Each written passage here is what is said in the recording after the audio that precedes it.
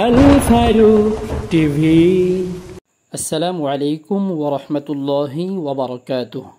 সুপ্রিয় দর্শক, আল ফারুক টিভির বিশেষ আয়োজন ঘোরাফেরা পর্ব 9 আমরা রয়েছি বাংলাদেশের অন্যতম একটি জেলা বিভাগ রাজশাহী বিভাগে এবং রাজশাহী প্রাণকেন্দ্রে, যা আমাদের থাম্বনেইল দেখে আপনারা বুঝতে পারছেন। আমরা আপনাদেরকে জানাতে চাচ্ছি সংক্ষিপ্তভাবে অথবা এক নজরে রাজশাহী। এক নজরে রাজশাহী দেখাতে আমরা রয়েছি রাজশাহীর অত্যন্ত গুরুত্বপূর্ণ জায়গা পদ্মার পাড় ঘেঁষে, যেটাকে অনেকেই পদ্মা পার্ক বলে জানে। এই পদ্মার পাড়ের রাস্তার কাজ দিয়ে যে স্থাপনাগুলো আঁকিয়ে দেওয়া হয়েছে, এখানে রয়েছে এক নজরে রাজশাহী। চলুন দেখা যাক। রাজশাহী কলেজ। রাজশাহীর প্রাচীনতম অন্যতম কলেজ হলো রাজশাহী কলেজ। এছাড়াও অন্যতম জিনিস দেখার মতো শোভা হলো রাজশাহীর গুরুত্বপূর্ণ লাইটগুলো, বাতিগুলো। এছাড়াও রাজশাহী আমচত্বর রয়েছে, অত্যন্ত একটি গুরুত্বপূর্ণ জায়গা। এবং আমরা যেখানে রয়েছি এখানেই রয়েছে ঢোপঘর, অর্থাৎ পানির ঢোপের ঘর। রেলগেট অন্যতম একটি জায়গা, যেখান দিয়ে বিভিন্ন অঞ্চলে যাওয়া যায়, যেমন চাঁপাইনবাবগঞ্জ, এবং এর পাশ দিয়ে চলে যাওয়া যায় নওগাঁ। রাজশাহী বিশ্ববিদ্যালয় রাজশাহীর একটি গুরুত্বপূর্ণ শিক্ষা কেন্দ্র। বাংলাদেশের অন্যতম একটি শিক্ষা কেন্দ্র হলো রাজশাহী বিশ্ববিদ্যালয়, যেখানে সকলের স্বপ্ন এবং আশা শিক্ষা নিয়ে থেকে যায়।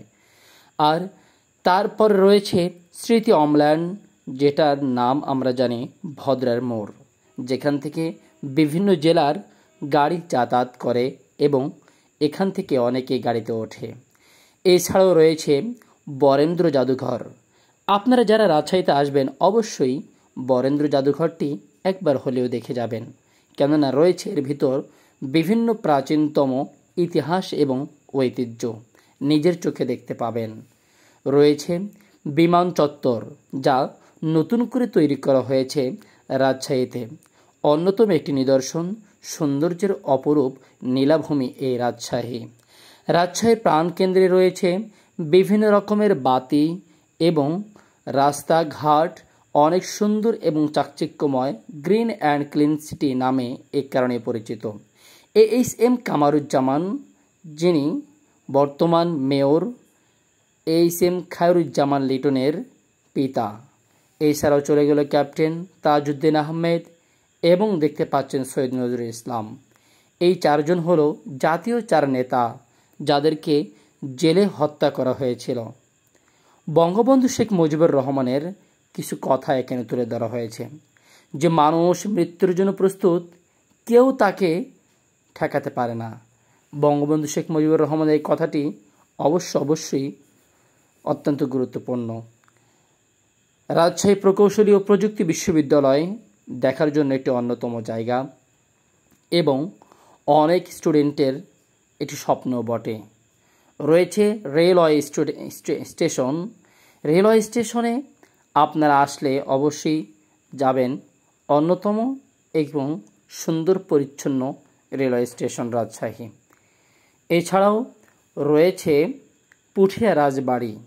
রাজশাহীর একটি থানা হলো পুঠিয়া, আর এই পুঠিয়াতে রয়েছে পুঠিয়া রাজবাড়ি, যা অনেকেই পর্যটকরা এসে দেখে যায়। আপনি যদি রাজশাহীতে আসেন অবশ্যই পুঠিয়া রাজবাড়ি দেখে যাবেন ইনশাআল্লাহ।